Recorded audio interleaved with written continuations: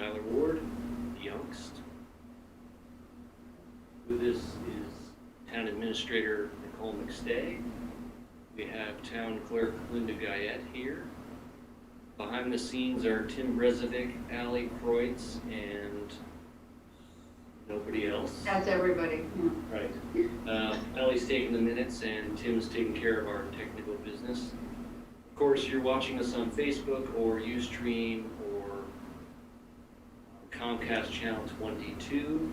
If you're missing this, you can always check out an archived version, accessed through the town website, maybe even on YouTube if you're lucky.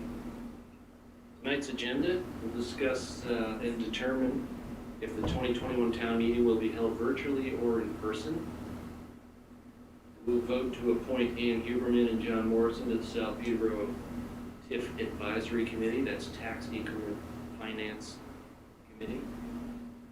Vote to appoint Michelle Rourke to the Recreation Committee.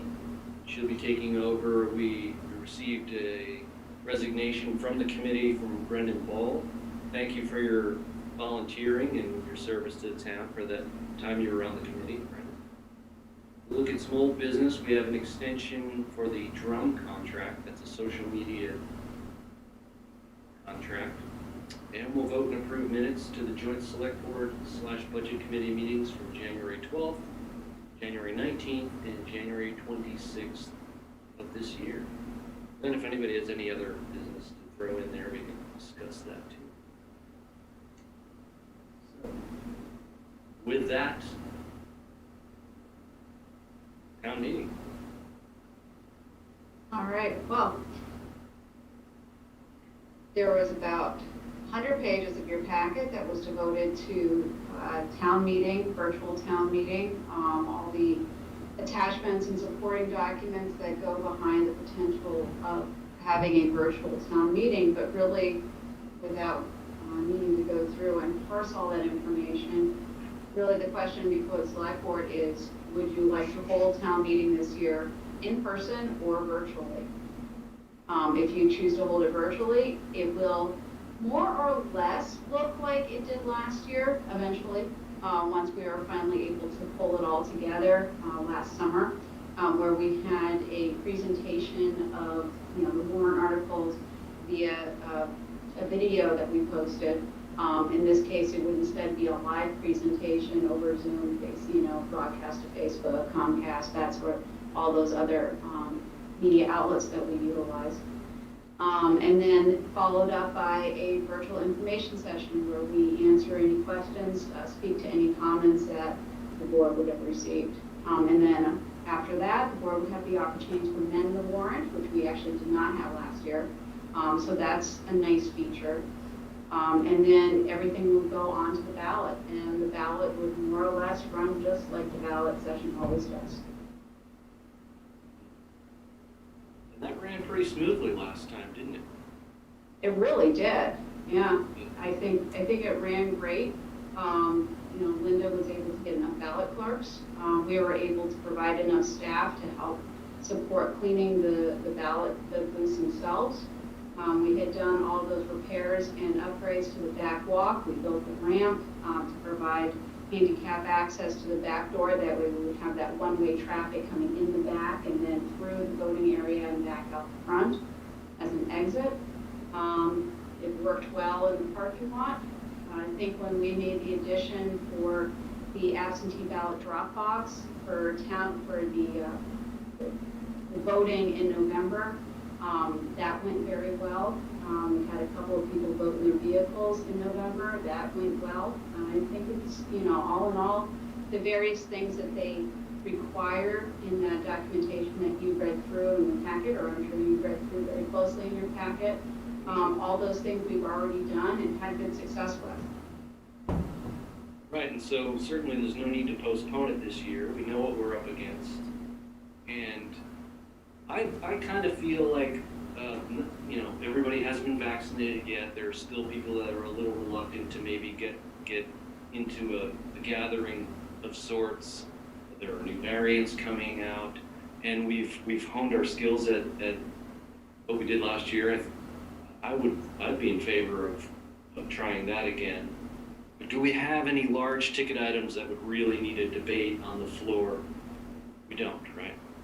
No, most of the things that we'll be talking about are things that we've had before. The only potential unusual warrant article that we may have is a broadband build-out item. As you know, that RFP is still out. We have until Friday to receive those. We don't know what they look like yet. That could hypothetically be a bond. If that is a bond issue, that could still be voted on ballot because, as I mentioned in the email, which is on page 12 of the Selectmen's packet, you can really consider, even though we have a charter, we follow the SB2 model for this virtual town meeting, which would allow you to hold the bond vote on the ballot. So that would work. We can make this all work. Anybody else have any questions or comments? Yeah, I agree with you, Tyler. I think that, there's still a lot of unknowns out there, uncertainty about the virus. People are still, a lot of people are still concerned about being in a closed environment with a lot of people. And these new strains that are coming, just last night they warned people that the worst time is going to be ahead in the next, 4 to 8 weeks or something. So, fine with me to do it virtually. Yeah. Feel the same way. There's too much that we still don't know to try that. Sure. And Linda, do you feel it's easier to hold off that open session, right? Well, I think that if you have a bond article that should technically be discussed at town meeting, you could technically put that off so that it could be discussed at an actual meeting. The rest of it, you could hold that by ballot. I don't know if people would feel more reluctant to vote on something that they didn't know, weren't able to sit and talk about. I don't know. Yeah. Hard to know, yeah. I suppose it would depend on how big that bond was. Well, we probably ought to, before we make a decision about town meeting itself, is to wait until that RFP comes in. And then you know what you're dealing with. My only concern about waiting is just that there's a number of things that have to be done. For instance, we have a postcard that would have to get put together, a mailing that will have to get sent out. So just making sure that we have all those I's dotted and T's crossed. But, certainly we could wait A week. Well, it's going to be more than that because the select board will have to review the RFPs and make a decision about whether or not they accept anything that would require, and then go for a bond. Then hold the bond public hearing. So really, you're not looking at being able to make a decision until March.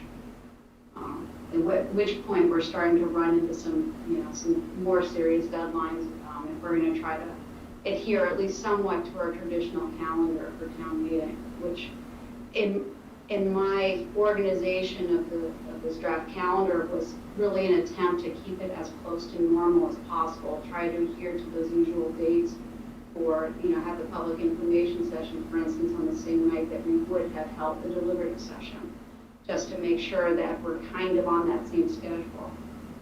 And I feel like if people had questions, they'd be, I think more people would be likely to read the questions and then perhaps the answers that were posted online, as opposed to in person at the deliberative session or in the open session. It wouldn't be deliberative, it would be open. These open. Because you're there, you have to process those questions and answers that night, and we won't have a lot of people show up, even if it is an important high ticket item. I don't think so.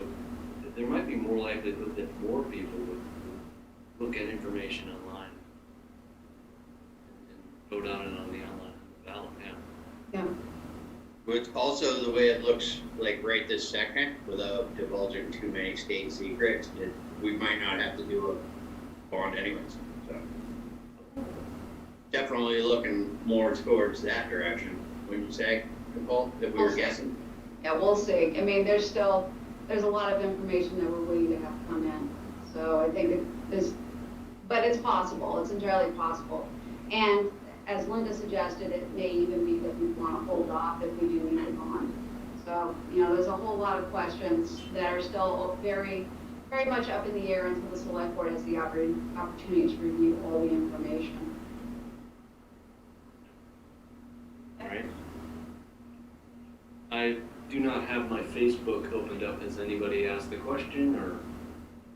I don't have mine either. I have mine, and Sarah Steinberg-Heller has asked if you have multiple information sessions if it was going on the ballot. And the answer to that is that we would have, if you're having a broadband bond, which is the only bond that we're even remotely considering holding this, having on the ballot this year, the warrant this year, sorry, you actually have requirements to hold 2 public information sessions for the broadband bond itself. Those are to determine and be able to establish the public good that's being provided by doing a broadband infrastructure bond, in addition to the bond public hearing itself. So you actually have 2 public meetings, 1 public hearing, then you would have the public information session on every item in the warrant, which would include the bond. And then you would have the follow-up, essentially questions and answers session. So in total, if we were to put forward a broadband infrastructure bond this year, you would actually be looking at more meetings than you would be expecting to have in a regular year. Nicole, when do petition warrant articles have to be submitted? Do we have any yet, or is it too early? I don't think we've received the entire petitions yet, but I am aware of at least 1 petition that's coming in, and have heard that there may be a second one coming in. Yeah, well, the reason I bring that up is because I was contacted by Dory Drock, I think I'm saying her name. Yes. She did a presentation to us some months ago about a potential warrant article that had to do with energy and climate change, and it was a kind of a more of a, doesn't really commit us to anything that we really have to spend money on or anything, at least initially, but to get behind initiatives that would try to get global warming and that type of emissions and all of that under control. I think it was early on in since I've been appointed that happened. Anyway, she's contacted me about that and asked me if I would support it. So I believe that's coming. I don't know if she's contacted the rest of you. I haven't talked about that with you, but she has contacted me. And I have to say, I did admit that personally that I was in favor of all those kind of initiatives that drew attention to this, what I consider a serious problem for the future of our planet, actually. So I did agree to, as an individual, to support that, but I don't want to do anything that's going to cause problems for the board either. So I was going to bring that up tonight to see if anybody else has been contacted, or maybe, I know usually select boards don't endorse either way, or not endorse. They don't take a position on petition articles, but anyway, I just wanted to see if anybody had any thoughts about that. I think I would be fine personally signing a letter recommending that, but I don't want to do it if it's not the right thing to do, or if there's something I'm missing about that, So I figured this would be a good time to talk about it. She has drafted a letter also, that she asked me to consider signing, and it does say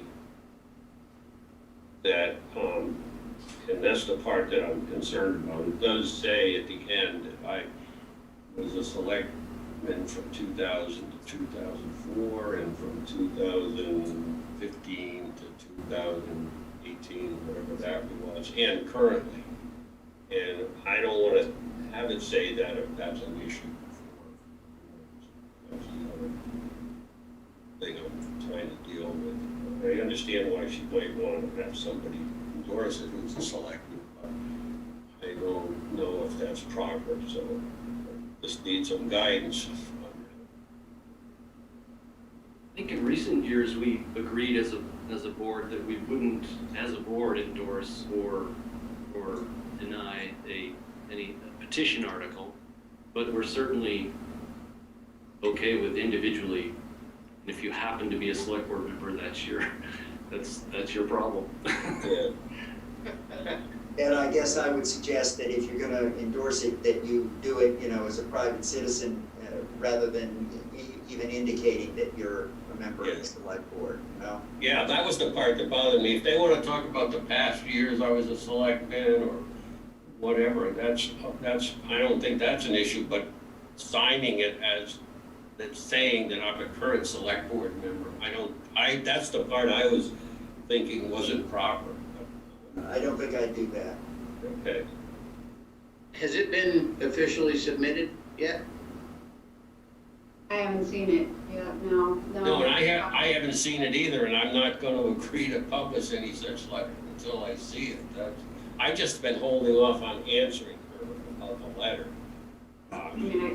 I do have draft language of the petition article. I don't know if that's the final language that they're using. I assume that it is, so if you'd like to see it, I can forward it to you. Well, we saw that when she gave her whole presentation. Right. We Yeah, got I it. believe it was included in the presentation. So Nicole, can you just sort of, ideally, as you see it, how would you like to see the meeting process go, on sort of which dates and in what format? Sure. Well, I think it's safe to say the staff's recommendation is to go with a virtual town meeting. I spoke with Chief Walker earlier today. He's in another meeting tonight, so if you need him, he can, to answer some questions, he can jump in. But he did ask me to convey that, he would support a virtual town meeting. Part of the reason is that to be perfectly honest, there's no reason not to do it virtually. It went very well last year. There was no public outcry about doing it virtually last year, and it seems to have gone very well. As you know, the rollout of the vaccine is very slow. As of right now, phase 1B is still scheduling, and they are now scheduling out to April 30th. So April 30th is after our first deliberative session, and just before we would be holding the open session and ballot sessions. So those people would just barely be getting immunity, and that's not everybody yet. That's just the folks that have pre-existing conditions. So there is some concern there, of course, that we would have to make accommodations for the social distancing and whatnot that would be required to have a safe meeting. And that in and of itself would be incredibly complicated for us. And also, one of the things that he wanted to mention is that the House bill, if you read the material, you would have seen the governor put forward an executive order that allows for the pre-processing of absentee ballots and whatnot. That is meant to be then supplanted by a House bill that's working its way through right now. That House bill includes a reduction in the number of required booths, so that you're able to actually have, have fewer booths open. We would be able to separate people more. So he felt that, given all of these things, it would be much easier to hold a much safer town meeting by using the virtual process. Spoke with Seth, he doesn't see any trouble making sure that we have the staff available to set up the booths. And of course, we'll all work to make sure that we have people there to help keep them clean throughout the day.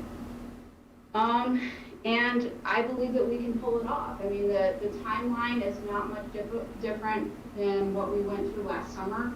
For the most part, it's the same process that John Radigan had worked out with the Attorney General's office in the run-up to our virtual meeting. So we would be holding the virtual presentation where we would go through the warrant articles just as you would at a deliberative session, explaining them, giving the presentations on them, and all the usual things, but we'd be doing it virtually just as we're holding this meeting right now. And then we would hold a second session where we would answer any questions or comments that were submitted by the public. We could keep an FAQ page going, which is what we did last year for any additional questions or comments that came in. We do that on our website. The only thing that is new is that there would be a postcard that we would send out to every resident of town with a mailing address, just informing them what the process will be. And that postcard needs to go out sometime in March. So, those are really the only changes, and I think it's all very doable. The nice thing also is that this virtual meeting process will allow the select board to amend the warrant after the virtual information session. So after all the questions and comments are considered, the select board would then have an opportunity to make amendments to the warrant that they didn't have in the past. So are you talking about having a virtual deliberative session? Yes. Okay, and how many people can be accommodated for something like that? So it's not a virtual deliberative session in that it has to be done simultaneously. What we would do is hold a presentation one night, accept comments and questions, and we would determine how people would be able to submit them. Probably not through Facebook, because to be perfectly honest, Facebook is unreliable as a means to get questions, and it's very difficult sometimes to sort through and make sure you got all the comments, for instance. So asking people to submit them via email, via snail mail, dropping them off, those are all absolutely viable options. And then, I forget exactly what the schedule is, I do have that though, and it's in that email that's on page 12 of your packet. Let me see if I can find it. I believe it's, yes, we hold a virtual meeting and information session on April 6th, and then no later than April 13th, hold another virtual meeting to consider and address all the comments from the public. And at that point, the select board could amend the warrant if they felt it was necessary to do so. So that's how, so the deliberative session would essentially be held over 2 nights instead of just one. And then and then everything would be on the ballot? Everything would be on the ballot. And that would be done what date? The ballot would be on the second Tuesday of May. Okay. So we're doing our best to adhere to our regular schedule. Okay, and so then we have ballot voting the way we typically do when we have ballot voting, and there would just be no open session of town meeting at all then? Correct. Yep. Like last year, the first question on the ballot will be, do you agree to move everything to the ballot? Yep, exactly. There would be wording like that, and which is mandated. What does these new rules say about the case of like a bond issue? Say we did a bond issue for it, what do we have to do So under we would, the new system? yep. So a bond issue would be held, instead of it being voted on at the open session, it would just be voted on a ballot, just like everything else is. And it would have to meet that 2/3 majority that's required by our charter.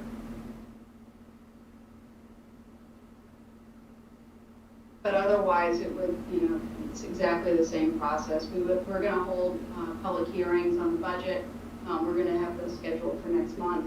And we would hold, if we were to have a bond, the only bond, like I said, we're considering is that broadband infrastructure bond. And if we do hold that, there's a number of meetings that are required to hold one of those in the first place. A bond hearing, of course, which would be done virtually, and you'd be able to take questions, again, via email. You can take those live on Facebook. We do need to discuss at some point how that process is going to work, how those meetings are going to work. But it should be relatively straightforward.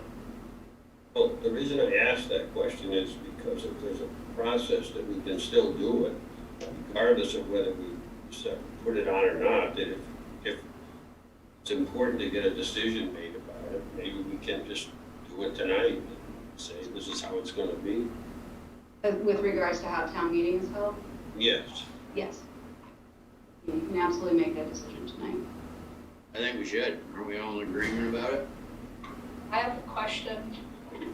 Yeah, What was the second date for following the deliberative session that you were talking about? Yeah, no later than April 13th.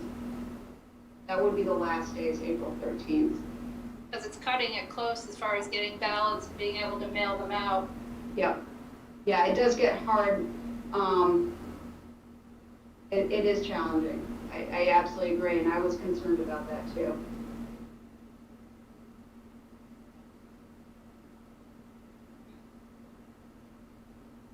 what was the time frame we had when we did it this past year, even though it was in June? We still used the same separation of dates, didn't we, or did we have more time in between? We have more time. I'm not sure how many weeks we had. I'll have to look.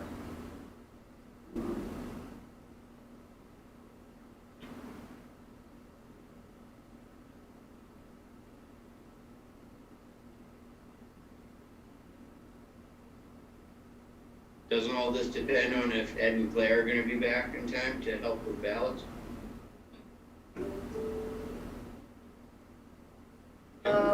Ed and Claire prefer not to be back in early May. Where you going, Ed? Yeah, we did have a lot more time. We had a lot more time because we actually already had a final warrant. So we had had the final warrant back in March, and of course then we didn't hold the ballot session until July. What we were really waiting for were just the dates to put on the ballots. Once we had that all sorted out, that was a relatively easy thing. It sounds like Phil doesn't know where I am, so I better answer that question. Where are you? He's in the laundry room, Phil. We are in Florida and have been here, and when I was asked to do this, I said to Tyler, when he asked me, well, if I would consider being appointed, before I was, and I said, well, I'm gonna be in Florida, and if you're gonna do all the meetings virtual, it's no problem at all. I've done Zoom meetings, so, I said, okay, then I'll do it. Because I wouldn't wanna say I'd do it and then not be able to participate, so far, I've never missed a meeting or any of my liaison appointments, and it works really well sitting here in Florida. And I even Claire and I had our first shots yesterday, so we're partially vaccinated. So did I, yesterday. Yeah, and it was easy. We went to a local Publix grocery store. We were the only ones there. We filled out a paper, went and turned it in where you turn in a prescription. The guy said there's some chairs around the corner, go sit there. The pharmacist will be out in a few minutes and do it. And we did have a scheduled appointment. We had to schedule it ahead of time, but it was done in a half hour. We had to sit around for 15 minutes, and they kept checking on us to make sure we were okay. And we have a second appointment booked already for March 15th. We got Moderna, so you can go a month between now. Oh, very good. Since we do have the authority to postpone the meeting, even though we thought maybe we didn't, can we stretch it in between? So we do have, or do we want to postpone it a little bit so there is time to get those absentee ballots out? How about this? I don't think you necessarily have to commit to the calendar right now. if you want to go with the virtual meeting, and it sounds like you do, you can make a motion on that tonight. And then Linda and I can work on the calendar itself and figure out what dates work best. And then we'll come back to the select board with a recommendation for a town meeting calendar. Because we do have some time for that. We can certainly take some time to figure that out. I like the sound of that. Yeah, I do too. I like that a lot better. Then we'll just make this virtual decision tonight and vote on that, and then you two can figure out the time on that. All right, I'll make that motion that we hold a virtual 2021 town meeting at a date to be determined. Okay. Any other discussion? Anybody have a last minute say in this decision? All in favor? Aye. Aye, Tyler. Oh, do we have to do a roll call since we're on the Zoom? I think you technically have to, but Aye, Ed. Hi, Bill. Aye, Tyler, there you go. Okay. All right, great. Good work, and we'll have another smooth meeting hopefully, and looking forward to how this all shakes out. Yeah, thanks, Linda. So the school vote, that goes on as planned, because we can't monkey around with that at all anyways, right? Correct, and thanks for bringing that up. As of today, I believe Ally put it up on the town website, all the information about school voting at the request of Janine Lesser. So all that should be up there for people to look over and know what they're going to be voting on for the school. Yeah, absentee ballot request forms are available in my office, but they have to be turned into the SAU because they have the ballots. Gotcha.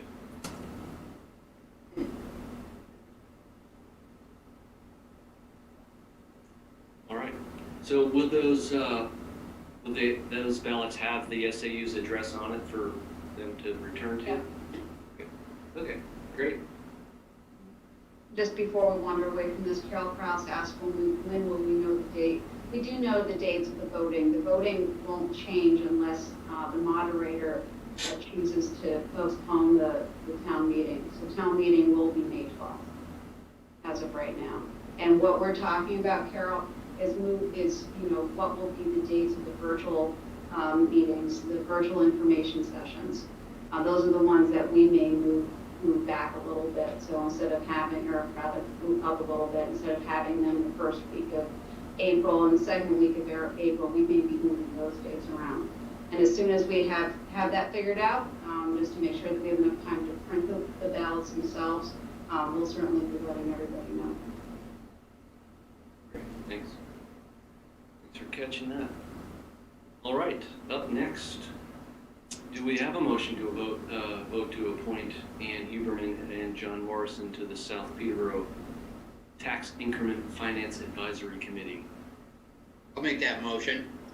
I'll second it. You don't need me any longer, right? All set, Bill. Thank you so much. Thanks for joining us. Aye, Del. All righty, take care. Good night. Good night. Actually, we're gonna have a South Peterborough TIF meeting today, but since those folks hadn't been appointed yet, they postponed it to a date to be determined.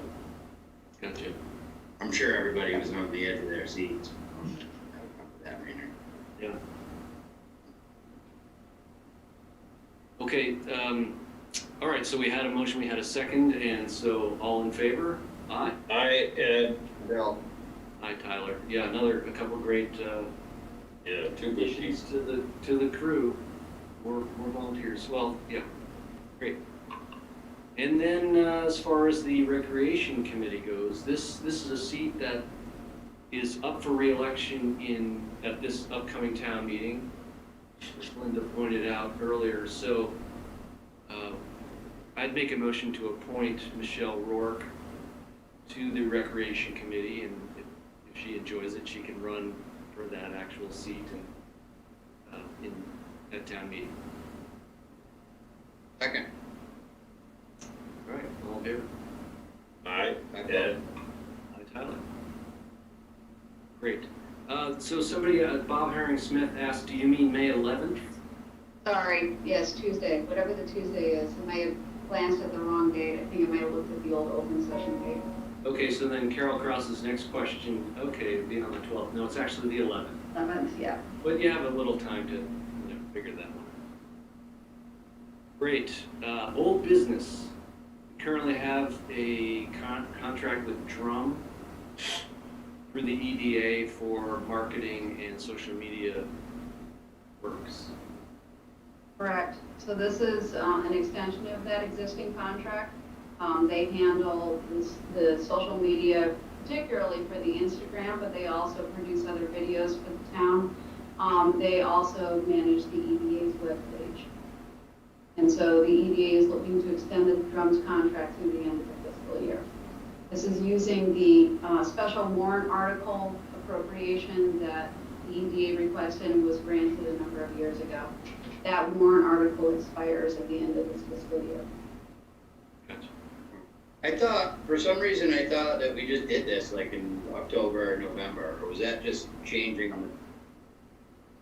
the? We did just do it, actually. Yeah, this is, it was changed, it was amended a bit, and it's been tweaked just a little bit more. So this is another extension. We've been doing these in small increments to adjust as we get towards the end of the EDA's funding. So is the money still the same, or what? I think the money is down a little bit, but not significantly so. It went down when we did it recently, or Yeah. Yeah, I thought it was the same numbers that we did before, I remember. It might be, yeah, I think you're right, Ed. I think it is the same as the last contract, which was reduced from the contract before that. Now, there's mention of them providing Google Analytics for hits and trespassing and all that. What do we know about that? Is it effective? Are we getting the traffic we'd like, or? The EDA thinks so. They seem to be happy with the reports that they're getting from Drum. Okay. And I don't sit in on the EDA meetings, so I really don't have any insight into that information, but I could certainly find out more if you'd like me to. I think it's a good question, it's good to know, if we're spending money on that and not getting, any feedback on, all advertising should be measured. So I think this is a measurement is what Kyle is asking about, and I think that's a good point. Oh, it is. Somebody's measuring somewhere. There are algorithms being created as we speak. Every email you don't open is noticed. All right, well, I'd make that motion to extend the Drum contract according to the parameters set in that contract. I'll second that. Any further discussion? Any other questions? All right, all in favor? Hi, Bill. Ed, aye, yes. Great. Would you like to authorize me to sign said contract? We'll mark that. That was part of my motion, I believe. Of course. Thank you. Now, quite a bit to read through our budget committee / select board meetings from January 12, 19, and 26. I didn't find a single typo. Me neither. Me neither. Any motions? I'd make a motion we accept all three of those dates. I would second it. Yeah, nice work, Ally. Thanks so much. Yeah. All in favor? Aye. Ally doesn't mess that stuff up. Do we even need to check? You never. An extra set of eyes is always helpful. Okay, anything else to add?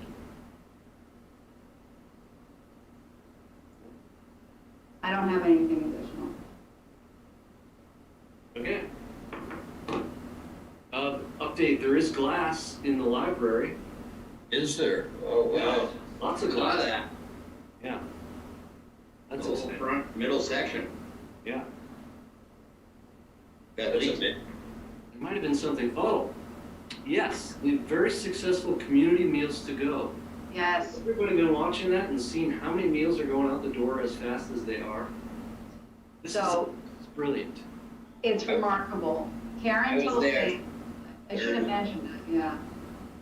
Thursday, it was 150 prepared meals and 20 gift cards, and by 5:15, Everything was gone in half an hour, she said. it was actually less. Yeah, Pretty incredible. So they're Yeah. probably out by now, yeah. very, yeah, just unbelievable. Love to hear it, people getting a good meal and restaurants getting some business. Yep. Which is employing people. Yeah, it's just a great program. Hope it keeps going. So. I'm actually glad you raised that because that is something that I should have mentioned and didn't. United Way is distributing some funds. The United Way of Nashua has the contract for Hillsborough County. They're distributing funds to support food security. So it's going to community kitchens, it's going to food pantries and other programs. Karen is in the process of getting the application in on behalf of the town. So they're looking to distribute that money very quickly.